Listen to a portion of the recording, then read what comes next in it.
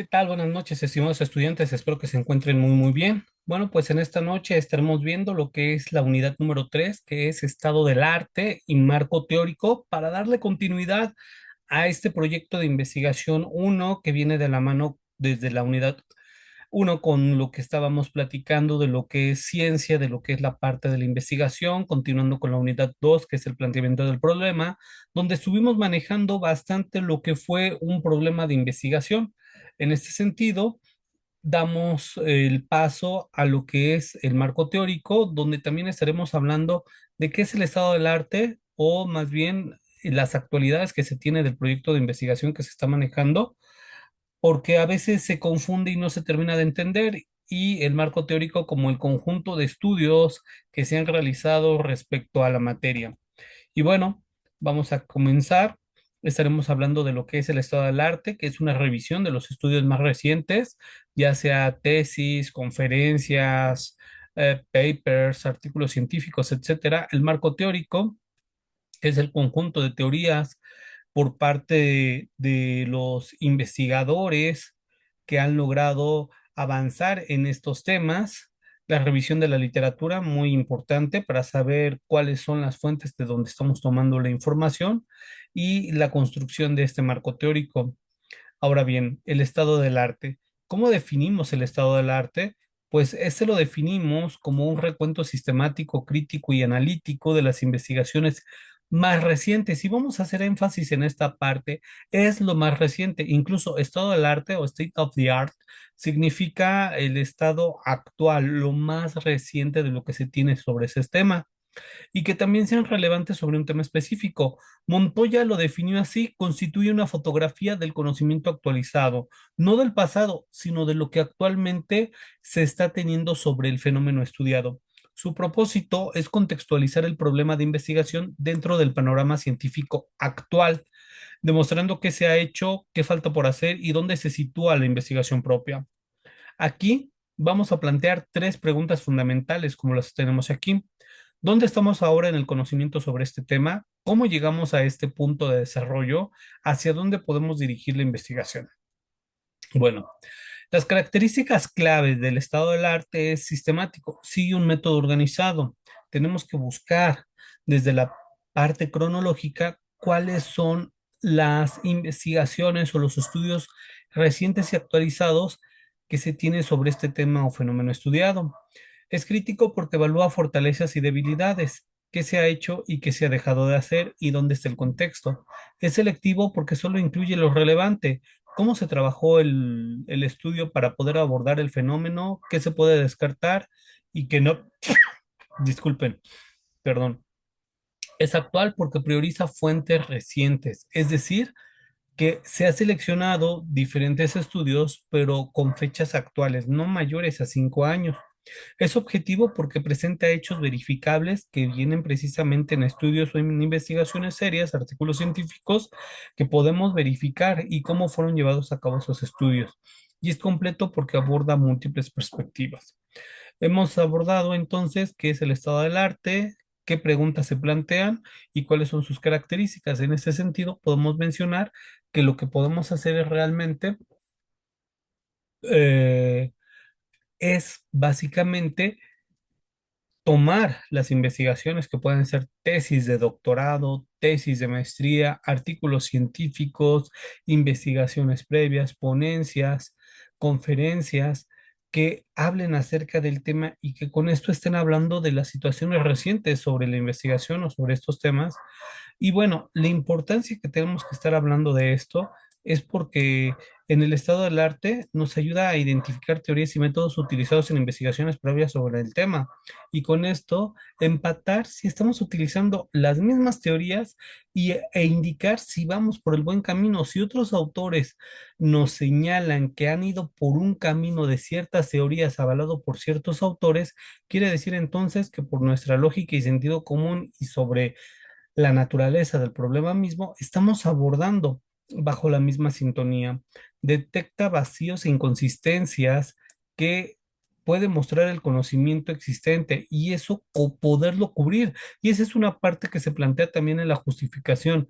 qué huecos dentro de la metodología, qué huecos dentro del planteamiento del problema podemos nosotros estar abordando desde la perspectiva de nuestro fenómeno estudiado para poder cubrir ese hueco a partir de nuestra investigación o empezar a abordar esto levantando la mano, alzando la voz para decir, bueno, hay que mirar, hay que voltear a mirar también esta parte del problema y del fenómeno, no solamente verlo desde un punto de vista un poco macro, sino también verlo a partir de la síntesis y encontrar aquellos pequeños detalles que pueden ayudarnos también a explicar el fenómeno.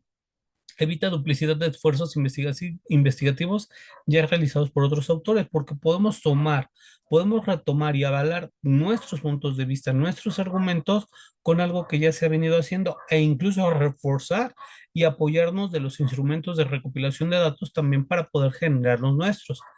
Justifica la pertenencia y relevancia del problema de investigación propuesto. En este sentido, si ya este trabajo o este problema se abordó, hay que verlo desde qué perspectiva y sobre todo la innovación que se está dando para no hacer el mismo tema, sino para abordarlo, perdón, desde otra perspectiva y fundamentar metodológica y teóricamente la propuesta de investigación.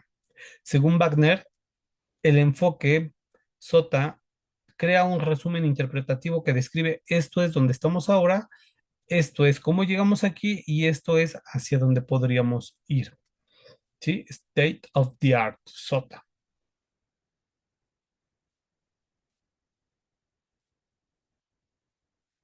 Ahora bien, la metodología para elaborar el estado del arte es primero determinar la pregunta inicial, definir el campo de indagación, establecer la descripción inicial del tema a resumir. Una vez que sabemos qué es lo que queremos a partir del fenómeno que nosotros estamos estudiando, es establecer un marco temporal, determinar el periodo que se define como state of the art para el tema, justificando el año de inicio. Luego continuar con una pregunta de investigación finalizada, revisando y ajustando las preguntas para reflejar el periodo temporal definido en el análisis y realizar búsquedas exhaustivas en bases de datos académicas aplicando criterios de relevancia y calidad. También en el quinto paso lo que nos menciona es analizar e interpretar hallazgos, identificando similitudes, supuestos, puntos de inflexión históricos, lagunas y escuelas de pensamiento. Y con ello, conectar los hallazgos con el objetivo de investigación propio, presentando una narrativa cronológica coherente. Esto es lo que estudiaron, eso es lo que encontraron, esto es lo que nos aportan, etcétera. Ahora, una cosa es el estado del arte, que son los puntos actuales sobre el tema o el fenómeno abordado, y ahora es el conjunto de teorías. Vamos a entender entonces que el marco teórico es la parte de la investigación donde se exponen las teorías, principios y conceptos fundamentales que sustentan el estudio. Según Hernández Fernández y Batista, la teoría que guiará el estudio a partir de la cual se derivarán las hipótesis o lineamientos de investigación. Hay algunos autores que pertenecen a algunas escuelas del pensamiento que en su conjunto han hecho múltiples investigaciones, estudios, pruebas y resultados y con ello pues lo que han logrado es enunciar teorías que tratan de explicar el porqué del fenómeno. Entonces, estas teorías a pesar de que se enunciaron hace algún tiempo, pues siguen siendo válidas, aunque con algunas diferencias del fenómeno actual, porque precisamente los tiempos han cambiado. Lo diferencia del estado del arte porque el marco teórico trasciende la descripción de trabajos previos, selecciona y relaciona teorías, modelos o conceptos que servirán de base justificativa y metodológica. Los elementos constitutivos son teorías que son conjuntos organizados de proposiciones que explican fenómenos, conceptos que son abstracciones que representan ideas fundamentales del tema, variables que son elementos medibles que se relacionan dentro del estudio y relaciones que son vínculos causales o asociativos entre variables y la parte de los conceptos. Ahora bien, ¿cuáles son las funciones del marco teórico? Primero, fundamentar teóricamente, no avalar nuestro trabajo a partir de suposiciones, porque entonces nos alejamos de la parte objetiva, sino que tenemos que retomar las investigaciones que se hicieron en el pasado, y con esto se proporcionan las bases conceptuales sólidas que sustentan cada decisión metodológica del estudio. Esto también ayuda a orientar el diseño metodológico. ¿Qué significa esto? Guía la selección de técnicas de recolección y análisis de datos apropiadas para el estudio. Con esto tenemos como consecuencia facilitar la interpretación. Ofrece herramientas conceptuales para analizar y dar sentido a los resultados obtenidos. Evita el plagio al reconocer y citar adecuadamente las fuentes consultadas, respeta la propiedad intelectual de aquellos autores que estuvieron antes que nosotros, identifica variables, permitiendo descubrir constructos, variables y relaciones relevantes para el estudio propuesto. Demuestra la relevancia del problema dentro del contexto teórico disciplinar actual. Ahora sí, el marco teórico es el andamiaje conceptual que permite al investigador interpretar los fenómenos estudiados. Ahora bien, vamos a pensar que entonces el marco teórico tiene un enfoque tanto cuantitativo como cualitativo. En este sentido, el enfoque cuantitativo para el uso de teoría se ajusta para ajustar postulados al mundo empírico, se fundamenta en estudios previos. En términos de literatura, el enfoque cuantitativo juega un papel crucial porque guía la definición de teorías, hipótesis y diseño de estudios. Se definen variables y conceptos, se definen antes del estudio basándose en la literatura. Se buscan variables que son medibles. Y aquí vamos a hacer una pausa porque esto es lo que viene siendo la esencia del enfoque cuantitativo, porque estas variables se pueden medir con métricas tradicionales como variables tales como el peso, la talla, la parte de distancia o aspectos que puedan medirse bajo escalas tradicionales, cosa que no sucede en el enfoque cualitativo y no quiere decir que las variables o los atributos no sean o sean inexistentes o de menos valor, al contrario, sino que se miden o se trata de identificar de diferente forma. El momento de construcción es que se establece de forma previa al estudio antes de la recolección de los datos, porque eso nos ayuda a entender qué fue lo que se hizo antes y hacia dónde podemos guiar nuestro estudio. Ahora, para el enfoque cualitativo, el uso de la teoría es un marco de referencia flexible, no es rígido. Se construye durante la investigación a partir de datos empíricos. Juega un papel auxiliar, la evolución de eventos y el aprendizaje de participantes guían el rumbo, porque aquí de donde vamos a obtener la información es precisamente de las personas que están siendo afectadas por el fenómeno o que tienen la necesidad de solucionar un problema. Se identifican y descubren en el proceso de investigación y confía en el proceso mismo. Y pueden modificarse durante el curso del estudio. Es una actividad continua el momento de construcción cuando hablamos del enfoque cualitativo. Quiero hacer una pausa para comentar que esto precisamente lo vamos a abordar más a detalle en la siguiente sesión de videoconferencia la próxima semana, porque estamos hablando del enfoque del diseño, tanto cualitativo como cuantitativo, y tendremos un ejemplo de cómo se maneja en la parte del enfoque mixto, donde participan tanto el cualitativo como el cuantitativo. En la investigación cuantitativa, el marco teórico es un andamiaje preestablecido. En la cualitativa es una brújula que se ajusta durante el recorrido. Bueno, pues bueno, ahí vamos a ver de lo que trata. Luego, la revisión de la literatura es precisamente el análisis y síntesis de fuentes de información relevantes. Según Muñoz, los investigadores se enfrentan a un continuo desde la escasez de la información hasta la sobrecarga de datos. El proceso va de la siguiente forma: identificación, lectura, análisis, y después de análisis, que es del todo dividido en las partes, es la síntesis, que son las partes para poder entender el todo. Tiene cinco propósitos fundamentales. Primero, conocer el estado actual del conocimiento sobre el tema de investigación. Segundo, identificar teorías, conceptos y variables claves relacionadas con el problema. Tercero, descubrir metodologías empleadas en estudios previos similares. Cuarta, detectar vacíos de conocimiento que justifiquen la investigación propia. Quinto, contextualizar el problema dentro del desarrollo histórico del conocimiento.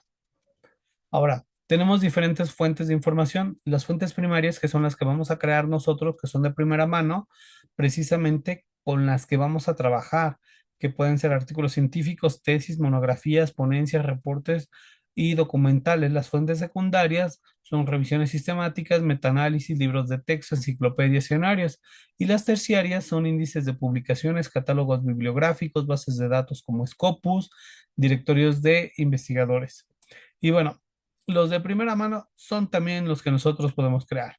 Los criterios de relevancia es cómo se relacionan con el problema, desde qué perspectiva aborda el problema, qué asuntos trata y aporta métricas o métodos replicables. Ahora bien, vamos con lo siguiente.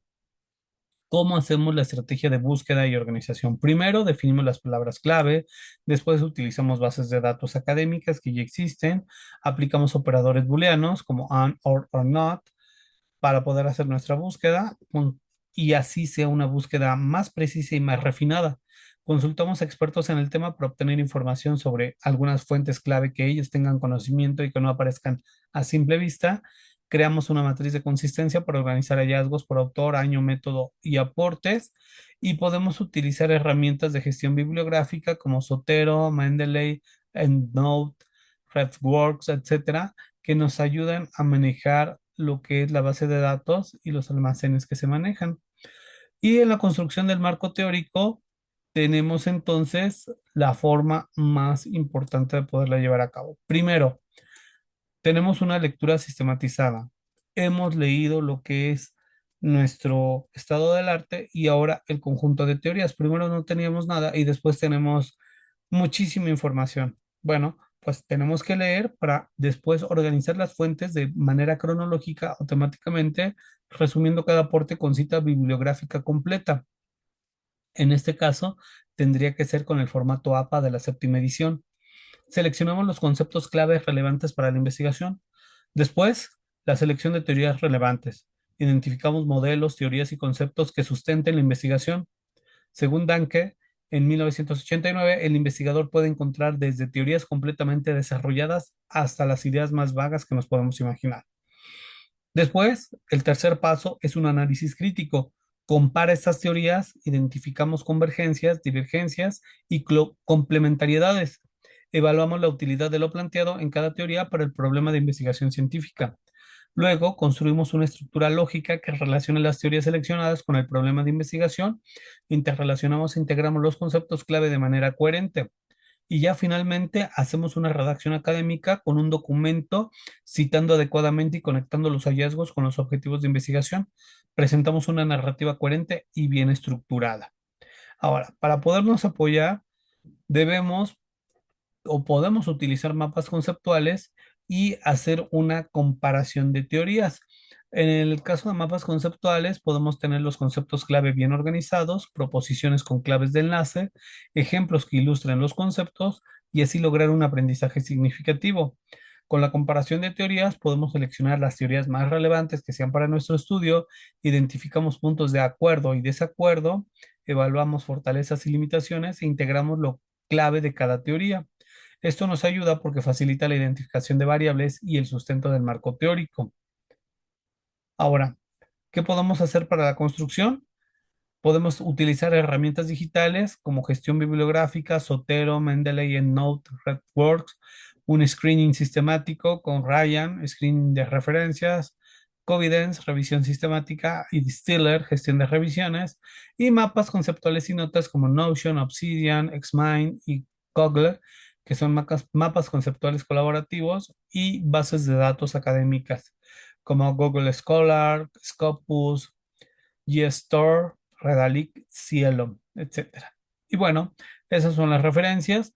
Vamos a hablar un poco de que, bueno, vamos a tener este marco teórico, pero también muy importante saber de qué trata la actividad que vamos a manejar en esta ocasión. Y para ello me permito mostrarles también lo que es compartir con ustedes la actividad de la unidad número 3 y comparto en un momento, permítanme.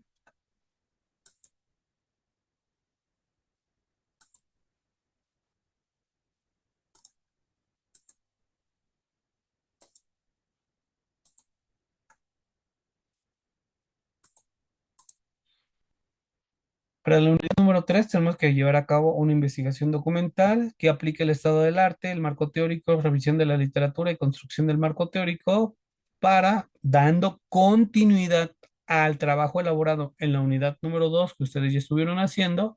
Ahora plasma un enfoque teórico y descriptivo orientando a comprender cómo se ha estudiado este fenómeno, qué teorías lo explican, cuáles son los principales aportes académicos, en este caso el estado del arte existentes y qué vacíos o áreas de oportunidad existen para futuras investigaciones. Aquí es muy importante que no debe existir evidencia de elaboración total con inteligencia artificial ni parcial.